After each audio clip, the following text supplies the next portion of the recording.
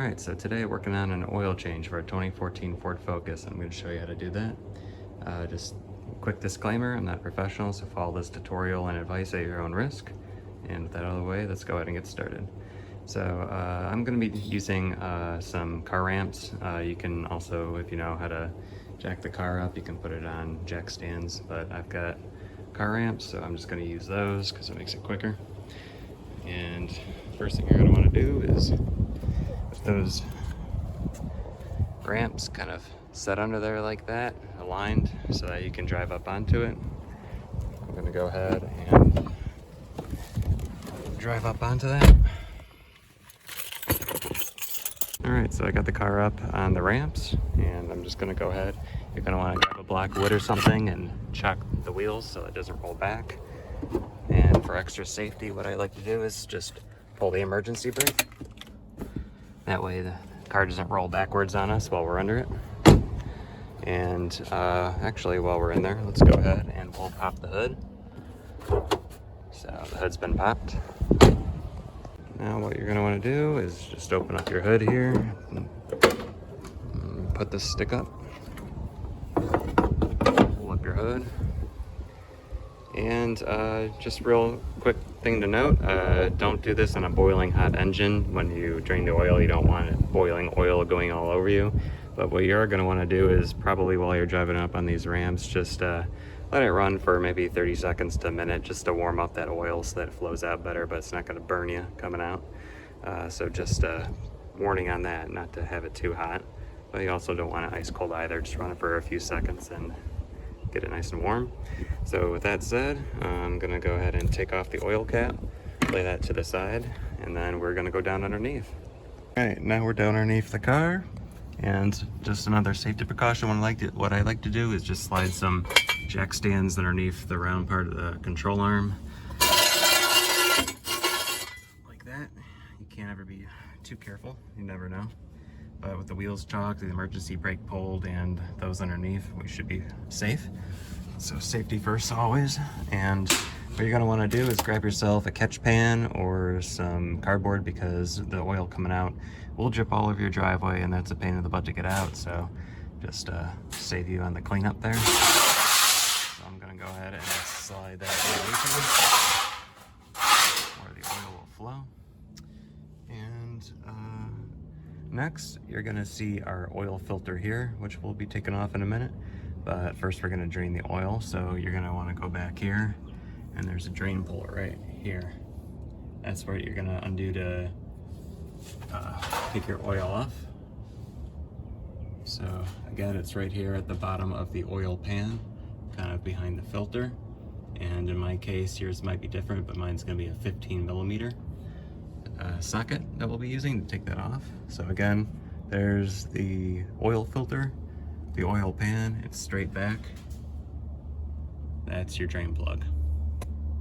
All right, next up, go ahead and get yourself a oil container, or even just any Tupperware will do. You got a storage bin or something that's, you don't care getting dirty, just something that you can cover and bring to your local oil disposal place, which is usually like, you can either go to like an auto parts store. Sometimes they have oil drop-off centers there, or just some drop-off centers for chemicals and stuff in your areas, some fill stations.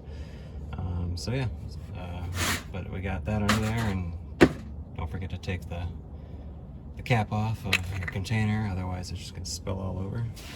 And we'll go ahead, I got my 15 millimeter on my wrench socket, set to reverse, and we're just gonna go ahead and start undoing that bolt. So it shouldn't be too hard to unscrew here. There we go. Get you a better view of what I'm doing.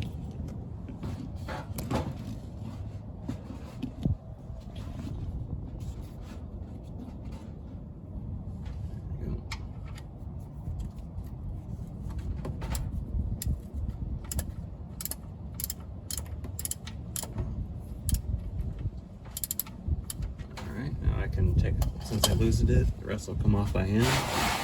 And just be careful here, because it's going to get a little bit dirty. You don't want a bunch of oil running down your arm, so kind of get it at that angle, and now it's going to start flowing out.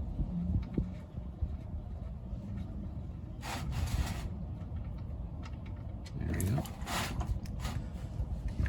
Alright, so now the oil's draining. Just go ahead and take your drain plug and set it to the sides. If it's been a while, it's always good to replace these. They're only a few bucks. Yeah, so we're just gonna let it drain, and since we got the luxury of time, since we're doing it ourselves, just go ahead and let it drain for a good 5-10 minutes until it's just a little drip coming out. A lot of oil change places, if, you know, a lot of times they're in a hurry, they'll just let it drain and then they'll put the cap on and get on with the job. But then you're not getting all of the oil out, so you really want to drip it bone dry. So yeah, if you got time on your hands, just let it drain for 10-15 minutes even, just let it run. Alright. So I've had it go dripping for about 20 minutes now. It's still dripping a little bit, but after 20 minutes I think that's alright. So I'm just gonna go ahead and take a paper towel and just kind of wipe and clean up the area. And then slip your drain bolt back in. You're just gonna wanna turn that clockwise, hand tight, always by hand, so you're not stripping it.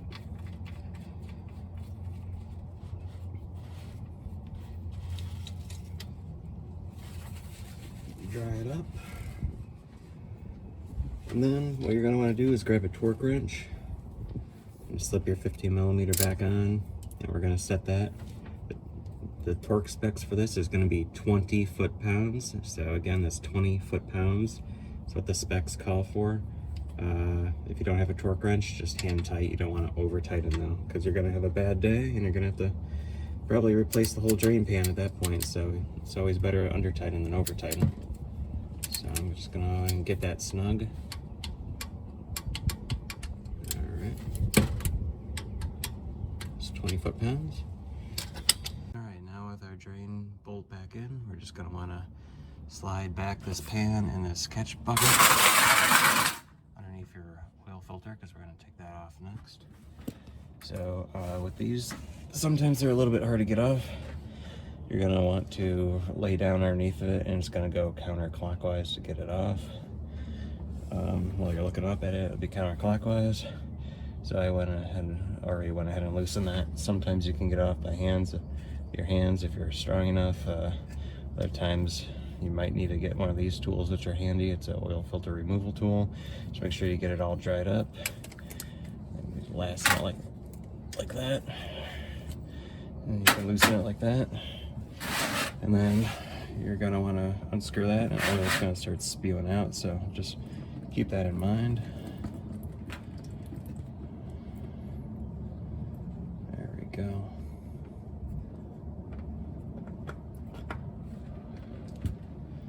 And now we're just gonna wanna let that drain.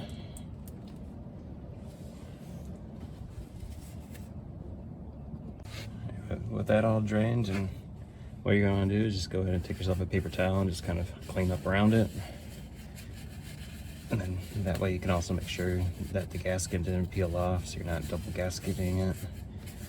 So wipe it down. You might want to wipe it down again once more before you put the new filter on. Speaking of the new filter, our old one was a Wix XP. So I'm going to be using the same exact one. Usually you want to always try to use the same filter you're using before, and you always want to make sure you're using a high quality one. This one's just extended performance, so you get higher mileage, but always get a quality filter. You never want to get the cheap ones. You're going to ruin your engine if you use cheap filters and cheap oil. Just make sure everything you're doing, you're already saving enough money. Just go ahead and make sure you're using quality filters and oil. You're already saving enough money doing this job yourself. Don't let it destroy your engine.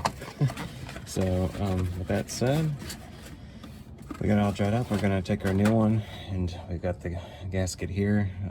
Go ahead and take your finger and dip it in some of the old oil, and we're just gonna want to lubricate that gasket on the top a little with our finger. Just like that. Make sure that you don't got any film left on there if it came with any plastic film. And with this all cleaned up here, we're just going to go ahead and screw that on clockwise, hand tight. And with these, you just want to go hand tight, because they're kind of gonna they're probably gonna, with the heat itself, tighten themselves over time.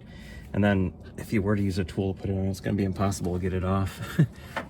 You're gonna have another bad day if you do that. So just hand tight.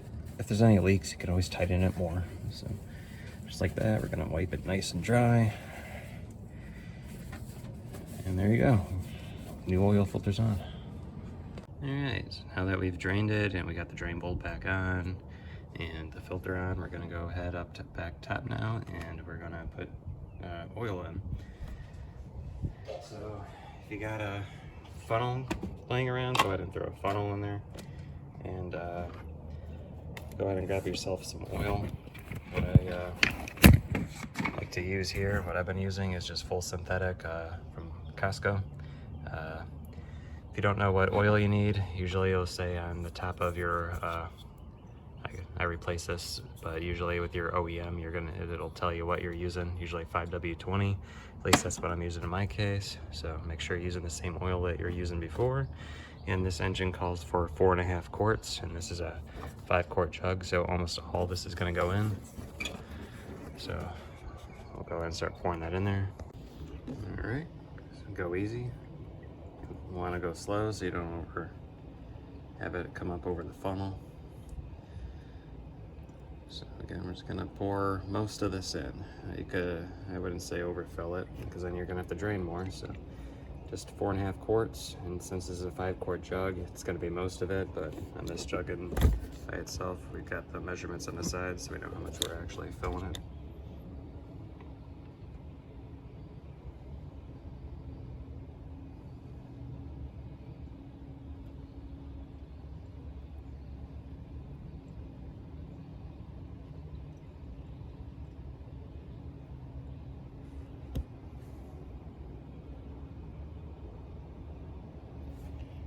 Get in there. Yeah, that's about the 4.5 mark. So go ahead and take the funnel out, set that to the side, and we're just gonna get that cap back on there. All right, with the cap back on, went ahead and removed everything from underneath your car. So we're gonna take it down off the ramps now. Just again, we took out the jack stands and all of our tools and everything, so just make sure nothing's underneath there. You don't want to reverse your car and have anything still holding it up and breaking your car. So, and then go ahead, re-chock the wheels. So we're gonna go ahead and just remove our wheel chocks, and then inside we're gonna put down the emergency brake. Just remember to do that we had that on. And then we're gonna wanna go ahead and start the car up.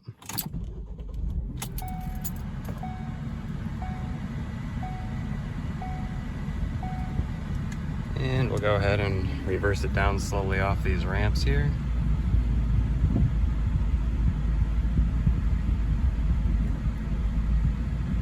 All right, and now we're on a level surface.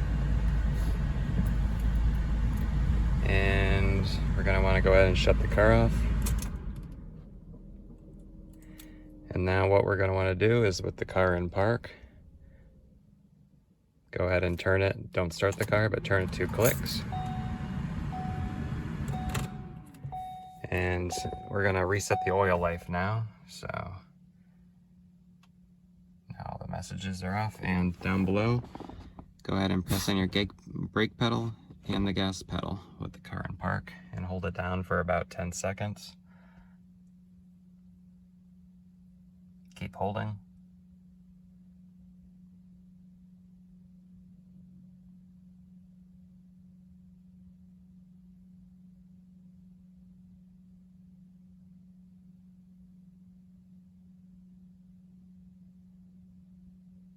All right, so now you can release. So that just reset your oil life indicator, but don't go off of what the car says. A lot of the manuals will say like you have to do the oil change every 10,000 miles, but don't listen to that if you want your engine to last a long time.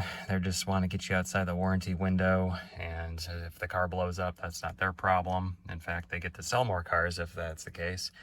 So typically I recommend doing an oil change if you want your engine to last and you want your car to last a long time, 3,000 to 5,000 miles.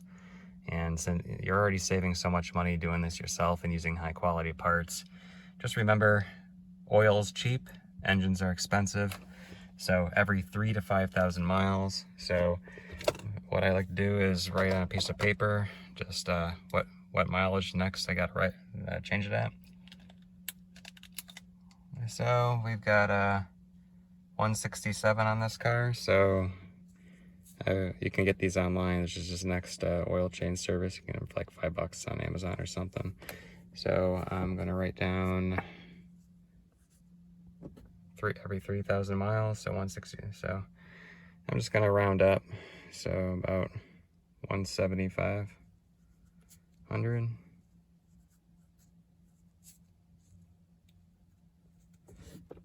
So yeah, so a little over 3,000 miles. And I'm gonna go ahead and stick that up in my old oil one. And I also wrote when I gotta change my transmission fluid next, so keep on top of that fluid as well. Those are about every 30 to 50,000 miles. Again, fluids. So I'll go ahead and pull that down and I'll put this one up, but I'm gonna go ahead and skip that step. You don't need to watch that. Now what you're gonna wanna do is just start your car and let it run for a good 5 minutes until it is at operating temperature or in the middle. Just let it cycle through. Let's go ahead and just check underneath the car, make sure we're not having any leaks, because that would suck.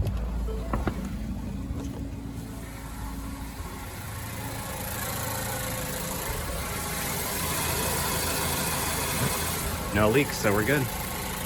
All right, the car's been running for about 5 minutes at normal operating temperature, so I'm gonna go ahead and shut that off. And now we're gonna wait about 5 minutes just to let the oil settle. So in the meantime, you can put your stuff away while you're just waiting for it all to kind of roll down the engine and settle at the bottom, and then we're gonna check our oil level. All right, the car's been sitting for a little over 5 minutes now, so back under the engine, just go ahead and pull out your dipstick on the top of the valve cover. Usually it has a yellow handle. You're gonna get a paper towel and just kind of wipe it dry. Just get off all that oil the best you can. And again, you're gonna wanna make sure that your car is on a level surface so you get an accurate reading. And we'll go ahead and check the oil level. So now with all that oil off, just go ahead and dip it back down in and then pull it straight back up. And it's gonna be hard to tell because you just changed the oil. But it looks like we're level, as you can see.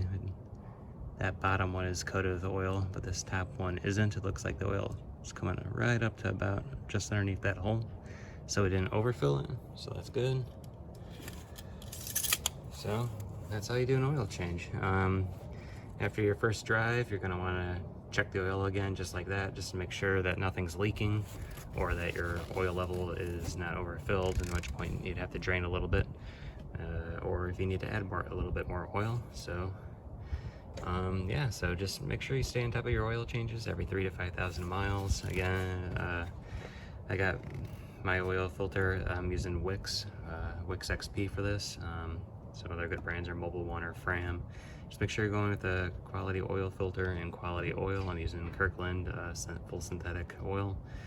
I think total to do this oil change between that filter and this oil at this current time ran me about maybe $40, $45 total, maybe less than that.